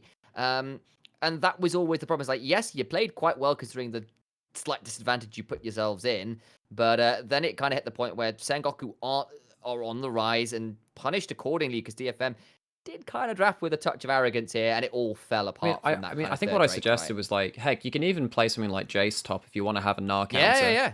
They chose not to go towards that. They picked the Akali instead. I just think the Akali was just a very awkward pick. I know Ebby loves to play it, but just pick something with a bit of range, something that can knock Victor's block off a bit, and just be like, yeah, if you get hit by this, then your team fights are really hard. Force them out. Unless, like I said, anything with zoning potential, with AoE slows and stuff like that from the mid lane would have been huge. They didn't choose to pick any of that, and I think Gragas was open. There's no reason why you're just not just slamming Gragas Zoe or Gragas whatever. I think Gragas X is the play there, and you just slap them. Gragas is also not bad. Yeah, I agree with that. But I mean, I look at this whole thing. Ori Sign and Jace, obviously. There's only so much I want to VOD review this right now because I'm just like, I mean, I might, yeah. There is only so much time in the day, but I look at this like, okay, DFM had a crap draft versus Sengoku, a much better one versus Burning Core, but it shows that DFM are fallible and fallible versus a team that was strong coming into this week. After this week, right? But not one which we thought would be the caliber to take them down. So that's a little bit distressing for them, and of course they'll be looking to clean up things in Super Week, where now there are a lot of question marks around them. Is there, I think, one loss after a bad draft that they still played pretty well in the early game? Yeah, I think that you can put this down to draft in a lot of ways and just be like, all right, whatever. And even then, they played the first half of the game pretty well, considering where they were at, and then they destroyed Burning Core. Like, oh my days, destroyed them. It's just my concern, right? It's just the concern we have that they even showed this weakness. Yes, but at the same time, we haven't seen it that often before. It wasn't necessarily off poor play outside of No, I don't think individually they played poorly. I think maybe Kazu did. Kazu going 1-6 Yeah, was that's true. meh. That's true. Kazu That played was it meh. pretty awkwardly. Yep, I that's also true. think that the rest of the team didn't shield bot lane very well. I think that particularly they Steel didn't. didn't shield bot lane very well. But I think That 2 kills under bot lane tower was all that should never really happen. You should know that's coming a mile off. That's true. Yeah. But I think you're fair, Initialize. I think obviously Detonation FocusMe did show a lot of praise and worthwhileness, even though they did eventually lose that game. I mean, the Akali Lucian just makes absolute zero sense. I think we've listed off 3 or 4 champions in both roles that they should have just picked over what they did, and that's just us going best case scenario. If you want to just go middle of the road or just fillable champions, there are multiple that they can pick there. You don't need to pick the Akali, then that's what you definitely don't have to pick the Lucian. I have a personal huge way more of a problem with the Lucian than the Akali because they had already locked in the Akali, so you're forced into doing that because Ebby's insisting on that. Arya, we know, can play a huge champion pool, and he doesn't have to do that, but apparently he's also trying to do the gauntlet with Ebby and play as much or as little. Maybe the way to beat DFM is lock in Nara and just know they lock in Akali afterwards and try and counter. Just because he's like, you're gonna take my boy, I'll come back at you. Well, when Arya swaps top and picks Aurelia, you know you're in trouble. Yeah, but the thing is, that was a loss, and it was a good loss, and it was good punishing on DFM being very arrogant. That said, I don't think there's any real alarm for DFM right now, who still seem like the best team in the league. They played the second game very well, and yes, like that wasn't good, but I think it will take a little bit more to consistently unseat them, though there is potential room for it. And the likes of V3 still looking pretty good, even if they've got their own flaws. We will cover this in our Super Week podcast, but I don't think they're going to have a very difficult Super Week. If they don't go 4-0, I'm going to be kind of disappointed. 3-1 is okay, but 4-0 is expected. Gentlemen, the clock has started, and we must go on to question time, gentlemen. We're going to have to rally through this, but we do want to say thank you to everyone that asked questions. It's been a while. We apologize, but we're back, and we still have your lovely questions. Ishiki, hello, Ishiki, as always. What is the LJL overall strength compared to other regions now, in your guys' opinions? Obviously, this was asked in week 3. We're actually going to do it now from week 4 standing because it just more data for us to work with. And let's go over to you, Nymaera, first. Where do you have the LJL's power? What is your response to this question? I'm not particularly high on the LJL's overall ranking right now. I think that, again, we're kind of struggling, particularly with, like, a lot of our top lane meta feels a little bit awkward. Like, I know that the top lane champion pool in the LJL has often ended up that way, where we just kind of, like, wait for a couple of people to play. I mean, actually, I actually think that the team with the highest ceiling right now in terms of the way they play early game and have their draft and stuff is actually V3, ironically. Yeah. Because I feel like DFM are toppers, through just brute force effectively. And I think that they might need a little bit of extra time to kind of like reach their fruition, because I don't think they've discovered like their real comfort in the meta right now. I do think that like our top teams are pretty strong. I think that they have better laning players than potentially some other minor regions. I'm just worried about DFM's bot lane when it comes to that. Like, if you're gonna go up against the top VCS teams, PCS teams, or whatever, like we've seen, a couple of, we saw V3 get a little bit. Kazu could end up in trouble. And Kazu could get in trouble, which is why I'm kind of waiting until a gang kind of comes back in to like say, okay, when gang comes back in, I think DFM will be like a premier minor region team. I think they will do. I think as an overall league, I think we are stronger than I thought we would be. I think our bottom end is, better than some. I don't think the LJL is massively strong. I think our early games are lacking compared to a lot of minor regions. I think that we don't end up like orchestrating dives particularly effectively. We don't end up punishing weak matchups as well as we could do. But we're not in dire straits yet. No. And even then, I do think there are some teams that are doing pretty well at orchestrating dives. Like, I think DFM have done that to top a number of times and made it look fairly good. But I will say a lot of our teams have been relatively content to wait until an objective has spawned to really force a fight. We do get very some tied into dragon fights and herald fights. But we are very, exactly, it tends to be like, okay, this is when we fight. And that's kind of fine, but that you'll notice the teams that have often found a lot of advantages. If you spend a whole split or a year practicing against that, you think that's how everyone else plays, and then you come up against, if you're going play-in style, you go against the lowest region seeds from the major regions, they just slap you. They just slap you in the early game, and you get like top and bot lane dived, and you just don't get to play off the same stable platform that LJL normally does. which is partly why I think Crash and Mujin being really good at shielding lanes has been really important for them. And then DFM and Rascal Jesters actually have been really good about setting up some good dives. I mean, Hachimechi's Kane game, for example, fantastic stuff to really put Apperman behind.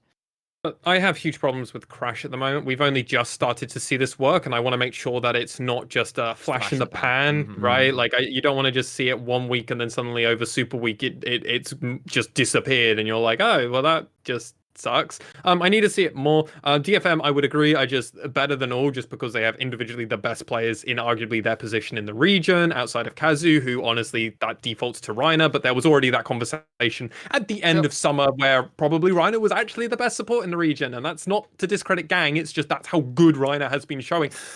But outside of that, I think we were pretty much like Aria's the best mid. That's just the case, and now that he's on the best team, it's just par for the course. V3 have been showing up, and obviously Mujin is definitely putting up a very strong results and filling in for Boogie, who in their own right is honestly having a phenomenal performance. He's number 1 in the NA solo queue, so like that is big shoes to fill. Boogie's shoes have been at least somewhat filled so far, but the other thing it's not like a gaping void.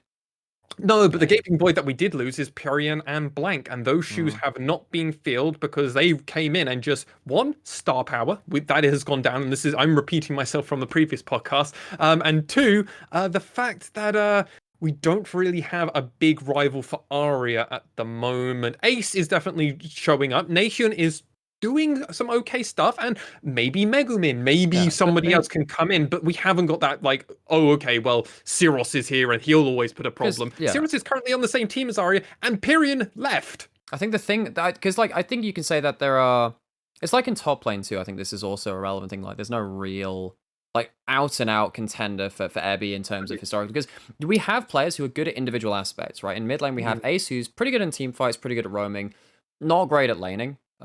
We've got people like Dasher. Dasher's pretty good at laning, and but he's not really been, he's not really been consistent. No, but his consistent team fight's been whatever. And we could say the same about a handful of players. Megamin, his laning's also been kind of meh. Like, so I'm looking at Arya, and I'm like, well, he's the only player in the LJL in the mid lane role that actually succeeds in pretty much every aspect. Yeah. He's more of like the consummate mid laner. He just does everything. And same with Ebby, right? He does pretty much everything well. And then you've got, and like we're really waiting to see if Ray Farkey comes back online. Yeah, I mean, and then Cog is it. Cog is the one person, which is why I know that Ray Farkey on a tier 3. I want Ray Farkey on a tier 1 team. Please get this man on a good team. And like I know that Ishiki again was like putting out some facts and figures about the VCS while it had its break, and apparently Yoshino, that's one of their top laners there, who was like really big at playing split push and stuff, speaks fluent Japanese. And I know like last year we did a podcast episode and says if we were going to import one person from the VCS, who would it be? And I know we're like talking about Dia1 and maybe I said Yoshino straight, like, yeah, get us some split push top laners in the LJL. Yeah. That'd be really cool. Like, and I think that Cog and Ebby are kind of like the only people that do that. Ray Farkey sometimes, but not this year. He's been playing way too much Renekton. I mean, he's only allowed to do it when his team allows him to, right? Well, exactly. It needs vision setup, which Burning Core can't do right now. But sadly, that is the case. So we're all kind of on the agreement that the LJL it's an okay place. It's probably pretty mid of the pack in the rest of the minor regions. Some of our good teams could definitely compete, but that's only really V3 and DetonatioN FocusMe. Rascal Jester we need to see more from, I think, to ever feel confident about making a stance. And hey, we're only 4 weeks in. Yes, we are over halfway now, gentlemen, but Super Week is normally a really good limit test for a lot of these teams. Garu is the best shark. I will always Garrett. No, I'm doing it on purposely wrong, and that's why I've told myself that, because I don't want to support V YouTubers. I'm not touching that with the barge pole. Oh boy, I'm not touching it. I'm not touching it. Entirely his opinion. I'm not getting involved in this shit. That's why I'm saying, hey, I will mispronounce it because I know nothing about them. After seeing Boogie's success in the LLA, which, my God, that man is really popping off, and actually rather active on Twitter. It's been fun to follow him on there. Who might be the next player that could leave the LJL after this year and make it big somewhere else? I'm actually going to change my answer, so I'm actually happy I get a second take at this. My answer's changing, gentlemen. I want Ray Farkey to leave now. I hope he can get out of our fucking Japanese ELO hell. He'd be the first Japanese player to leave the region and make a big splash internationally. And honestly, he's got the talent to do it. Yeah, I mean, That's Rayfark is Rayfark is hot pretty take. great. Honestly, he's pretty great. The question is like, where would he go? I mean, I could see him going onto an NA team or something like that if he wanted to. Maybe wanted to, I mean, the question is like, where is valuable It's like enough? as Like, good as Niles, right? definitely to a degree. I think, his Jace is very good, his Renekton is very good. The question is, whether he can fit in with various cultures and team atmospheres and stuff like that, and language barriers and all the other stuff. Like, because if it's the kind of thing where that stuff works out, I mean, I could totally see a load of players being, maybe considered for even like ERL teams, stuff like that, right? Because EU Masters is a very competitive region, and maybe it gives a chance for these players to really cut their teeth and come out to some big results. I mean, personally, I'd always say Aria. Right, for me, it's always going to be Aria because he's a Korean national. He has been picked up on various solo queue accounts, being like absolutely blazing through the top 100. He plays everything. I think particularly now he's showed a lot more control mage play in this split. That's upped my opinion of him even more, actually, as Sam's camera has absolutely capitulated. Let me go sort that out. And just to keep going for you here, Arya has just been honestly phenomenal in so many different aspects. He can play so many different things, and his love for the region that he was representing, especially even when he didn't make Worlds, he helped V3 as much as he can, and it was just known in the backroom, even to us, and we don't get to hear much from backroom stuff. He was helping with scrims. He was helping Ace organize and solo queue. He was doing a lot just to help the region grow. And I think a lot of team owners would see that and go, "Ooh, that's really good. That's a player you can build your roster around and really build it up to the next level." But there's nothing else that's really quite like it, and that's why Aria is just such a unique player in the LJL. I think another player that we mentioned was Muujin.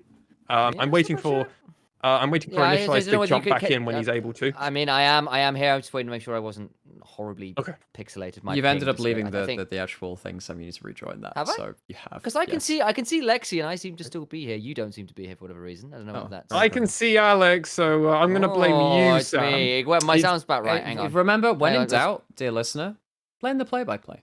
Blame the play-by-play. That feels wrong. No, you blame production.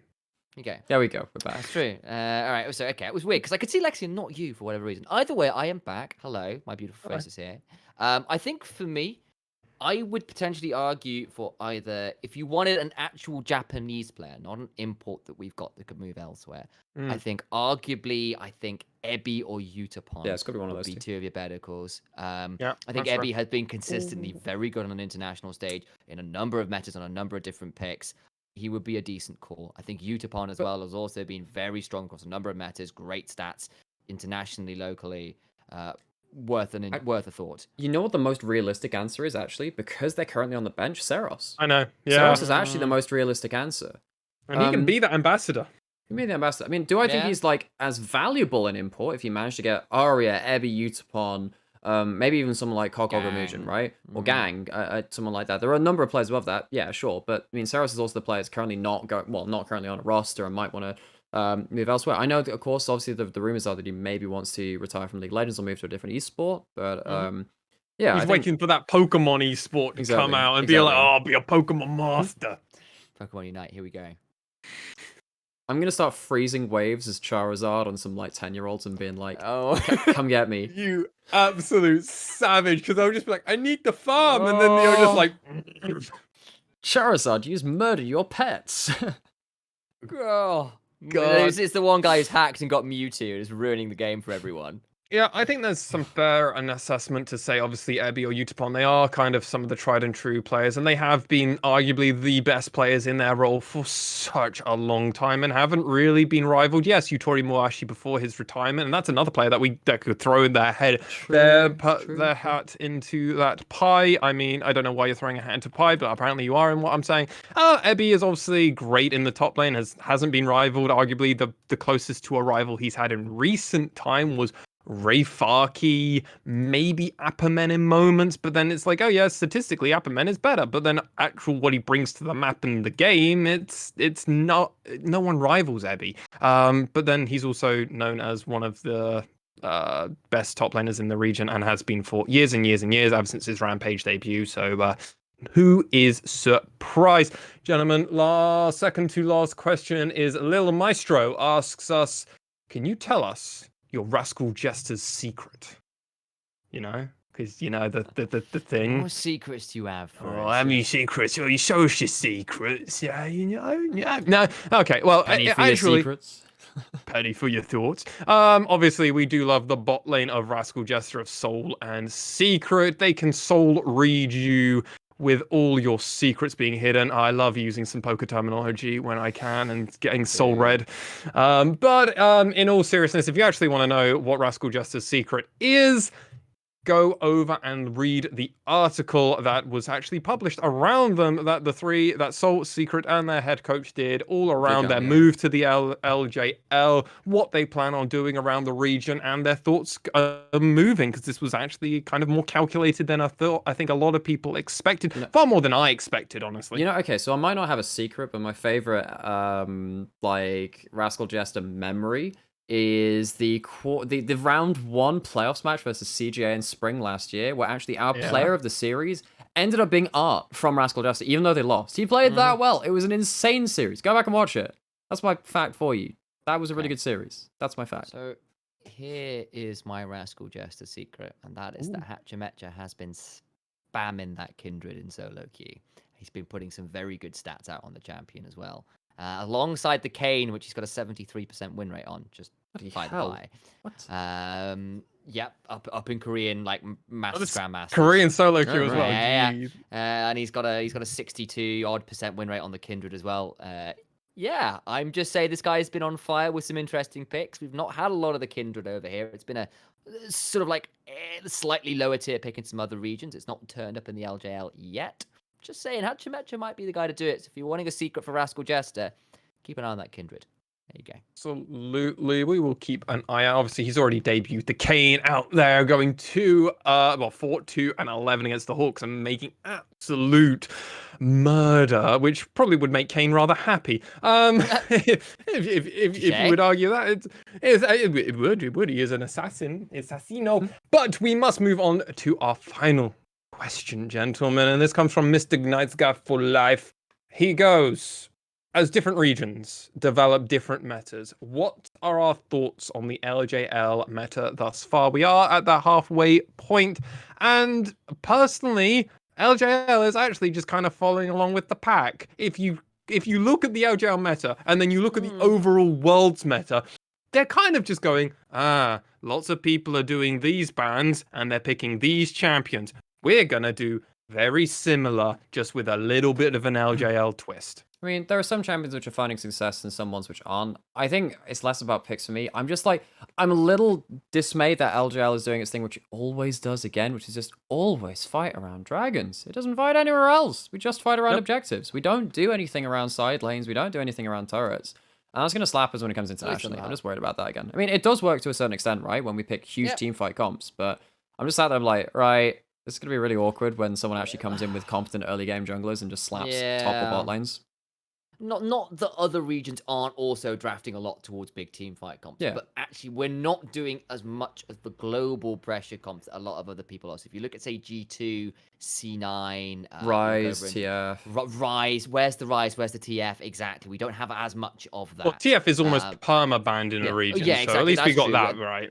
But Rise isn't so much of a priority, and we're less focused on things like Camille as well. Though the people who are very good at Camille have it permanently banned away from them. Like Camille is one of the top most banned picks in the region, like just the one ban behind TF at 17, she's at 16. And you know, like it's never going to get into the hands, or it should never get into the hands of Ebby or Cog or Ray Farkey, basically, because a lot of the other top laners don't feel that comfortable playing the really hard carry counters into her often. No, none of them do, and I mean that is just where we are. Obviously, we will know more about the meta after our Super Week, as that will be a ton of games in a very short space of time. We will bring you an episode all the way up leading into our Super Week, our thoughts and our information, and probably we'll be able to hint towards how we're going to be covering Super Week as well by that point. But gentlemen, that means this podcast, which has gone on for slightly longer than we should have done, but hey, we're over and done with it now. Any closing thoughts over to you both?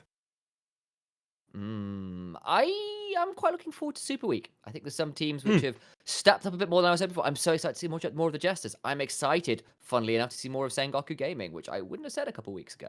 And DFM complete, so that's fun. So I mean, 4 games back to back, it's difficult. It's so difficult. There is a good chance that V3 or DFM drop 1 or 2 games just because of the the nature of the schedule. So I'm really looking forward to it. It's gonna be, well, in some ways, and I'm also like, oh bleeding heck, how much sleeping am I gonna get? But we'll get around to that later.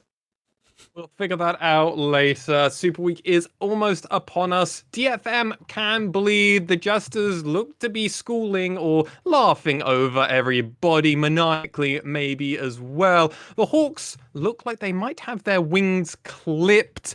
And the Narwhals of AXIZ right in the middle at 5th place. Hopefully their horns will stay sharp and will not be dulled. Gentlemen, that brings us to the end of our podcast. Remember, everybody out there, you can find this podcast on all major audio stream platforms as well as over on YouTube. You'll also be getting an extra podcast this week to make up for our lack of podcasts over the last week or two, as well as also covering Super Week and some interesting clickbait topics around the import rule and more. But with that said, for myself, Initia1ise and Nymaera, thank you so much for listening and or watching, and we'll see you all very, very soon.